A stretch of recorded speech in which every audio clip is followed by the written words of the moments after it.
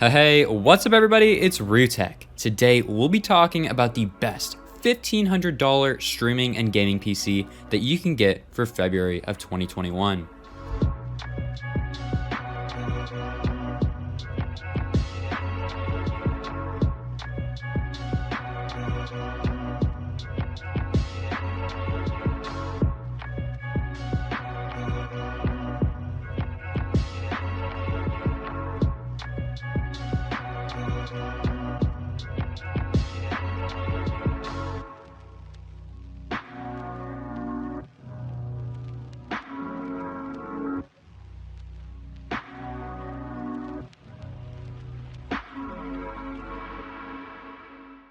So in this video, I'm giving my own parts selections for a specific price range, but perhaps you have a different smaller or bigger budget, or you're looking for something with different specific features and want a more personalized recommendation from a highly trustworthy source. Well, there's this new and upcoming free shopping tool called Lustre. It's a free Chrome extension that gives you exactly that. Not only does it find and analyze trusted expert reviews, but it also brings up discussion forums mentioning products, like on Reddit or video reviews on YouTube. Let me give you guys a little demo. So I'm looking for the best CPU for around $500. So it gives me the top 5 CPUs for that exact price range. And it backs up exactly why they're the top 5 with tons of info and data. Let's take a look at what they tell me about the i9-10900K. It compares a bunch of 1 to 10 scores from multiple trustworthy websites, such as PC Mag, PC Gamer, Windows Central, Tom's Hardware, etc. And then right below that, it shows me all the tech specs, which I really like. The point is, you're gonna be saving a lot of time and money using Lustre. Link to get Lustre is in my description. All right, so let's get started building this beast of a PC.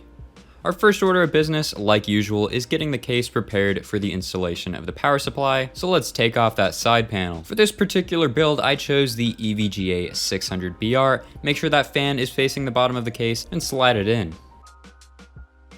For screwing it in place, we're going to be using the 4 included screws that should have came with the power supply. So this 600 watt 80 plus bronze certified power supply will not only be more than enough for this build, but will also leave a ton of room for upgrading. While we're working with the case, it's a good idea to take out the bag that was included with it, as it includes a bunch of screws that will come in big handy later on. And now it's time to work on the motherboard, the MSI MPG Z490 Micro ATX Gaming Edge Wi-Fi board. This board has a ton of capability and I love it. Definitely the motherboard you'll want to be using in a higher end Micro ATX Intel build. So let's undo the metal bracket so we can install the Intel i5-10400F. Make sure the golden triangle on the bottom left of the Intel CPU matches up with the dot on the motherboard. Then slowly place the CPU in its socket. The CPU should not be able to slip out of its socket if you try to wiggle it around. Start lowering the load lever and ensure that the load plate slides under the shoulder screw. And this black plastic piece should pop off on its own. Next up, the storage. I chose out an M.2 SSD, so of course the first step to install it is to remove the M.2 heatsink. And the NVMe that I chose in particular is the Crucial P2 with 500 gigabytes of storage. Just push it into its connector and then reinstall the heatsink, but first be sure you take off the protective sticker so that the thermal tape will actually be in contact with our M.2 SSD. Following that is the RAM. I chose the XPG 26 of 8GB 3000 MHz memory. In order for it to run in dual channel, you gotta put the RAM in slots DIMM A2 and DIMM B2, which are these two right here. Before you put in the RAM, you gotta push down on the retention tabs on each RAM slot. Then you're good to go. The RAM only goes in one way, so it's pretty much impossible for you to put the RAM in backwards. To secure the RAM in place, all you gotta do is apply pressure on both sides, pushing it into its slot until you hear a click coming from the retention clips. So at this point, we should have our storage, CPU, and memory installed. Super easy stuff, but now comes a little bit more of a difficult part, the CPU cooler. For the cooler, I chose the Gamax GT from Deepcool. Now in the box, you're gonna find a ton of screws and bolts and this and that. It'll be pretty intimidating, but not to worry, on the screen right now are the only parts that you'll need. So the first step includes 2 parts, the CPU backplate and the 4 hexagonal screw mounts. Now what you'll want to do with these screw mounts is put them through the hole labeled 11.5x. The screw mounts fit right in, as you can see. Will take a little bit of wiggling around and pressure, but they certainly will fit. Now the next step is to take this assembled piece and put it under the motherboard. You'll know that you properly installed this backplate if you can see the screw holes through the CPU cooler cutouts on the motherboard. In these screw holes are where the CPU standoffs will go. First install them just using your hands, and after they're in place, tighten them up using a flat-headed screwdriver. When screwing something directly onto the motherboard like cooler standoffs, only tighten them until they're pretty snug. Over-tightening could definitely lead to some unwanted, 100% avoidable damage. Next, let's assemble the heatsink. To attach the mounting brackets to the heatsink, use the two tiny screws. They should be the smallest screws that were included in the cooler box. And if that was done correctly, it should look just like this. And the final step before we place the cooler onto the CPU is to apply thermal paste. Now there is thermal paste included in the box, but I decided to use my own. All you need is a pea-sized amount directly on the center of the CPU. Remove the sticker from the bottom of the heatsink, and then slowly lower the heatsink so that the screws align with the standoffs. To screw in the heatsink, you'll need a long Phillips head screwdriver. Reason being, of course, because the heatsink is pretty tall. Now when tightening these screws, you need to do it in an X pattern. So for example, top right, bottom left, bottom right, and repeat the pattern until it's real snug. If it's too loose, you won't get great thermal contact, but if it's over tightened, you risk causing damage. So what I'm saying is, don't use every single muscle in your body to tighten these screws. And there you go. That, in my opinion, is the most difficult part of this whole building process for this PC. So if you made it this far, congratulations. It's gonna be extremely easy from here on in. Last part we need to install onto the CPU cooler is of course the 120mm fan. Fan clips go right into the rear fan holes and then snap in place inside of the inlet on the CPU heatsink. For making it this far through the video, I'd like to invite you to my February giveaway. In this giveaway, I'm giving out an Intel i5-10400F, an Asus Z490P motherboard, 16GB of DDR4 3000MHz CL16 RAM from Oloy, and the Deepcool Hyper 212 Black Edition CPU cooler. All of these parts were only used for benchmarking in my videos, so they're practically brand new. To enter, it's very simple. Like, subscribe, and then click the link in the description or in the pinned comment. Now with this giveaway, you can actually make multiple entries in order to raise your chance of winning.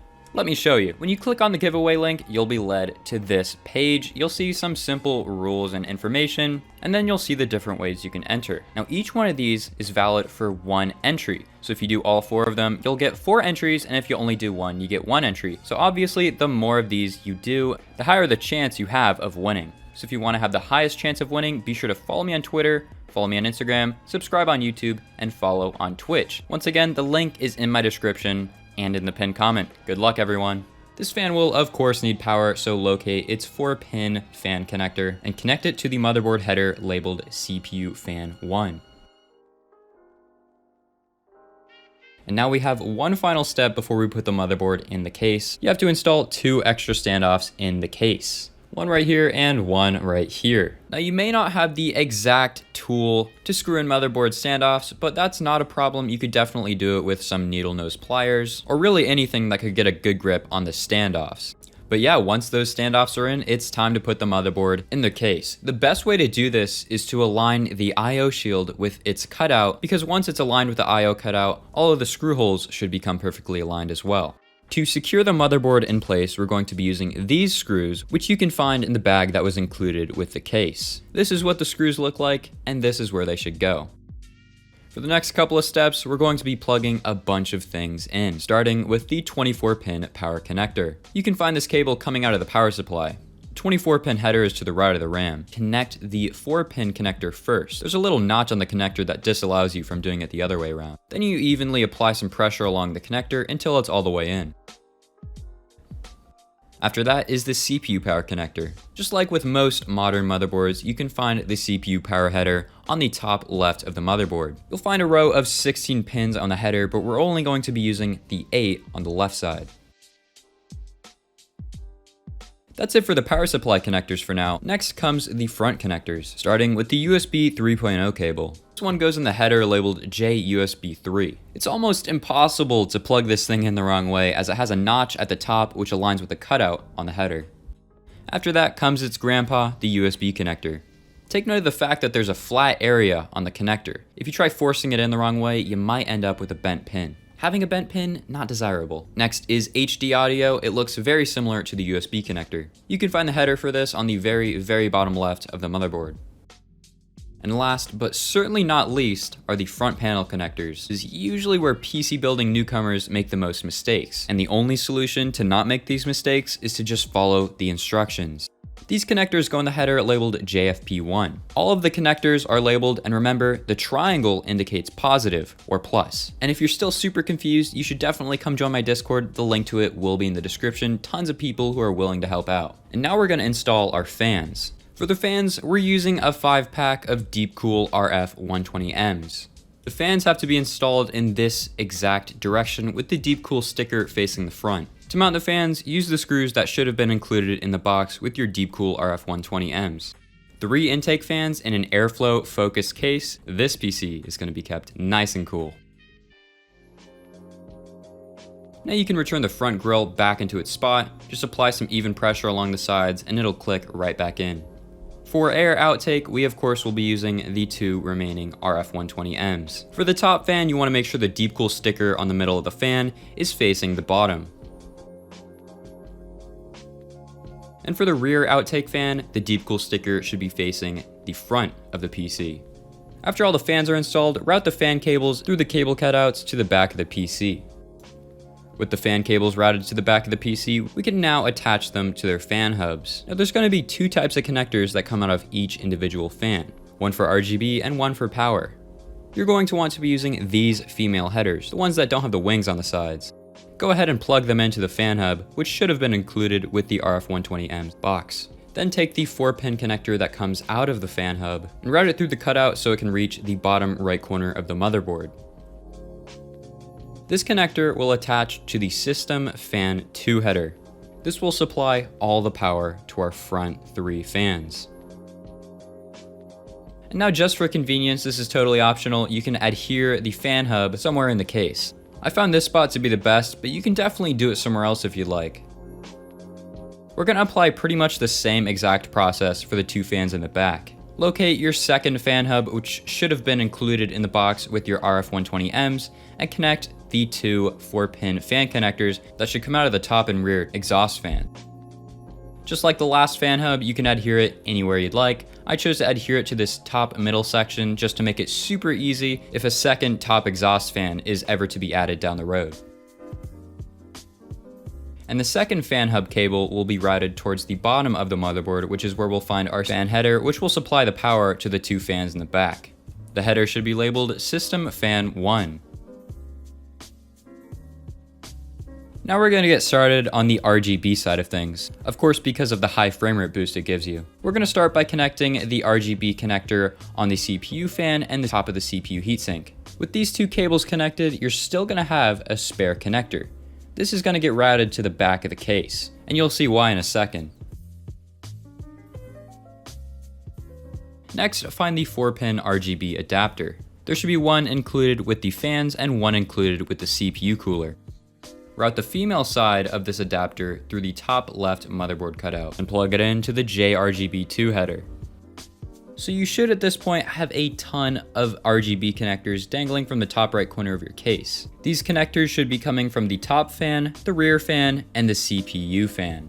And what we need to do is daisy chain all of these RGB connectors together so that they reach the 4-pin RGB adapter that we just connected to the motherboard. And as you can see here, they're all interconnected and lead straight up to the J rainbow header on the motherboard. Now get your other 4-pin RGB adapter. Like I said earlier, one should be included with the CPU cooler and the other with your pack of 5 fans. Route the female side of this adapter through the bottom right cutout and connect it to the header labeled JRGB1. And now we'll need to daisy chain our front 3 fans to connect to this adapter. Same exact process as last time, interconnect all of these RGB connectors together so that they can all be directly connected to the motherboard via our RGB adapter. Now for the part you've probably been waiting to hear about, the graphics card. First step would be to remove this small piece right here by removing the screw and sliding it out of the way, and then you literally wiggle out the PCIe brackets. Yeah, these will not be returning, so make sure you only remove the top 2. Now push down on the PCIe retention clip, slowly install the graphics card, the Asus Dual OC RTX 3060 Ti. Now you certainly don't have to use this exact 3060 Ti. I'll have multiple alternative 3060 Ti's linked in the description. Now to secure the graphics card in place. You definitely don't want to skip this step, as this is a super heavy graphics card. You can find these 2 screws with the bag that was included with the case. And of course, this is a pretty power-hungry graphics card. We can't forget to supply some extra power. So locate the cable labeled PCIe. You can find it coming out of your power supply and plug it into the 3060 Ti on the top right corner.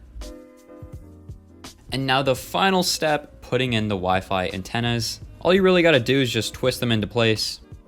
That's it, our PC is complete.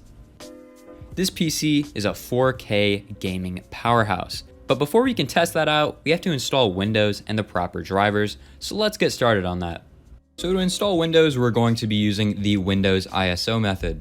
So what you'll need to do is boot up a separate PC, get yourself an at least 8GB USB drive, and plug it into said PC. Head over to Microsoft's Download Windows 10 page and click Download Tool Now. Once it's downloaded, you can run the Media Creation tool. It'll start by saying it's getting a few things ready. This will take a little bit under a minute. Then you can brush up on your Microsoft software license terms and accept. It'll then do a little bit more loading until it prompts you with the what do you want to do, and you should click Create Installation Media. Make sure the edition and architecture are Windows 10 and 64-bit, and the language is your language of preference. Click Next, and then make sure USB flash drive is selected, and then click Next. The USB flash drive that you have plugged into your PC should come up, select it, and then click Next. It will then download Windows 10 onto that USB, and once it's finished downloading onto the USB drive, we can plug it into our brand new PC and boot it up. You should be greeted by the Windows installation prompt. We'll be putting in the activation code later, so click I don't have a product key. Then click Windows 10 Home or Windows 10 Pro, then click Next. Familiarize yourself with the software license terms, click I accept the license terms, and then click Next. Then select Custom Install Windows Only. There should be one drive that comes up, and that of course will be our 500GB SSD. Select it and click Next, and then it will finally install Windows 10 onto your PC. With Windows successfully installed and set up, it's time to activate XMP. Boot your PC and spam the delete key to boot to BIOS. Click XMP Profile 1, which will allow your RAM to run at its maximum allowed speed. Then click the X at the top right and click Yes to save and exit. Now let's activate Windows. Head over to digitalchillmart.com, the best place to get Windows 10 license keys. You'll be able to get a huge 80% off discount if you use the coupon code RUTECH80 at checkout. Once purchased, the key will be emailed to you immediately. Link to Digital Chill Mart will be in the description.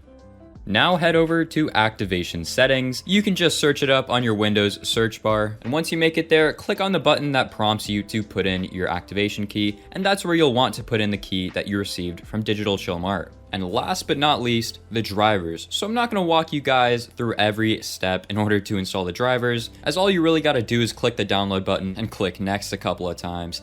But I will have every link that you'll need for all the drivers in my description. And now, finally, for the benchmarks, we're dealing with a 3060 Ti here, so I only did 1440p and 4K benchmarks. No 1080p benchmarks this time around. But if you're a 1080p gamer, not to worry, a 3060 Ti will never give you problems at that resolution. All right, enough chatting. For the rest of the benchmark section of the video, I'm just gonna play some nice soothing music for you guys to enjoy. So yeah, peace.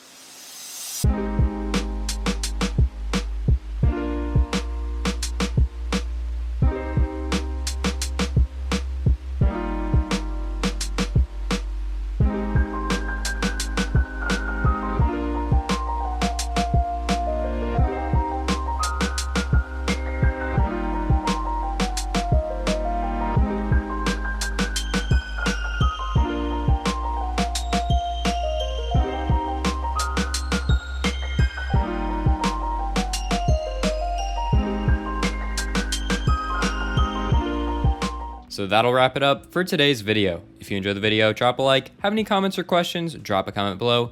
And if you enjoy the content that you're seeing, drop a sub. Also, if you plan on building this PC or have built it, you should definitely drop a comment below, as the community and I would love to hear about it. Thanks for watching. Peace out.